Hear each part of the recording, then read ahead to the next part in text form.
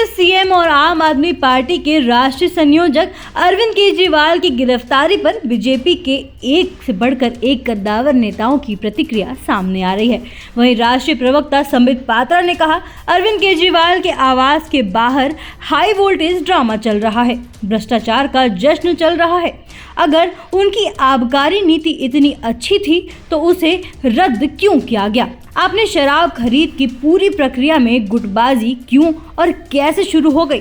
उन्होंने अपने करीबियों को ठेके क्यों दिए? प्रारंभ में 5% कमीशन दिया जाता था, जिसे बढ़ाकर 12% तक कर दिया गया और यहाँ तक कि 7% अतिरिक्त कमीशन उन्हें काले धन के रूप में प्राप्त हुआ। इस देश में कोई अदालत नहीं बची है जहां आम आदमी पार्टी ने अपना झूठ फैलाने के लिए संपर्क नहीं किया हो, फिर भी उन्हें कहीं से कोई राहत नहीं मिली।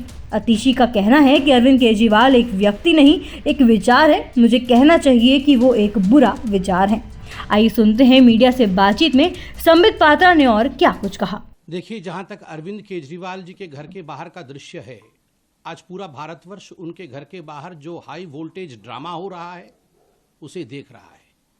अगर मुझे एक वाक्य में कहना पड़े अरविंद केजरीवाल के घर के बाहर क्या हो रहा है तो मैं कहूंगा, it is celebration of corruption. जश्न भ्रष्टाचार बनाने की कोशिश आम आदमी पार्टी के नेता और आम आदमी पार्टी के कुछ मंत्री कर रहे हैं। ये कोई पहला केस नहीं है। बोए पेड़ बबूल का तो आम कहां से खाए, करे घोटाला शराब का तो आराम कहां से पाए। ये शराब के घोटाले का विषय है और कौन सी कोर्ट तक शराब का घोटाला नहीं पहुंचा है? कौन सी ऐसी एजेंसी है जिस एजेंसी ने इस घोटाले की जांच नहीं की है?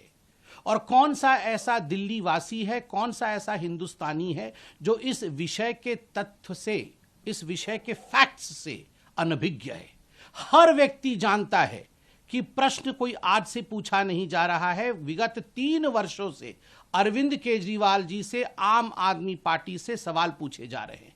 सवाल नंबर 1, अगर आपकी एक्साइज पॉलिसी इतनी अच्छी थी जैसा कि आप बता रहे थे, तो आपने एक्साइज पॉलिसी को क्यों रद्द किया? क्यों उसे रद्द किया गया, इसका जवाब आज तक नहीं मिला। आपने कार्टेलाइजेशन शराब के पूरे तंत्र में कैसे आप लेके आ सकते थे? आपकी खुद की एक्साइज डिपार्टमेंट ने आपसे कहा था कि एक्साइज की पॉलिसी उचित नहीं है, शराब का कारोबार सरकार के हाथ में ही रहना चाहिए, प्राइवेटाइजेशन नहीं होना चाहिए। आपने उसे रद्दी के टोकरी में क्यों फेंका? खुद के सरकार के बड़े विभाग द्वारा दिया हुआ जो एडवाइस था उसे क्यों नहीं माना? ब्लैक लिस्टेड कंपनी को आगे बढ़ा करके अपने यारों को, अपने दोस्तों को ठेका देने का काम क्यों किया? सबसे बड़ा प्रश्न उठता है। पहले 5% कमीशन दिया जाता था, आपने बढ़ा करके 12% कमीशन किया और बैकडोर कमीशन जो 7% की अधिक कमीशन थी वह आपने ब्लैक मनी के रूप में रिसीव किया। क्या दिल्ली की जनता समझती नहीं है? क्या हिंदुस्तान की जनता इन बारीकियों को जानती नहीं है? विजय नायर कौन था? आज रिकॉर्डेड स्टेटमेंट है, स्टेटमेंट्स हैं ईडी के पास, सीबीआई के पास, उन तमाम जांच एजेंसियों के पास जिन लोगों ने कई करोड़ रुपए किकबैक के रूप में रिसीव किया और रिसीव करके इसको कहां कहां ठिकाने लगाया, किस बैग में इन्हें लेके गया। ये सारे विषय आज पब्लिक डोमेन में है। इन सारे विषयों की जांच हुई है। 14 महीने से मनीष सिसोदिया इसी विषय में जेल की सलाखों के पीछे हैं। कोई ऐसा कोर्ट हिंदुस्तान में बाकी नहीं है जहां आम आदमी पार्टी और अरविंद केजरीवाल जी ने जाके झूठ का पुलिंदा फैलाने की कोशिश नहीं की हो। मगर उसके बावजूद किसी कोर्ट से मनीष सिसोदिया को रिलीफ नहीं मिला।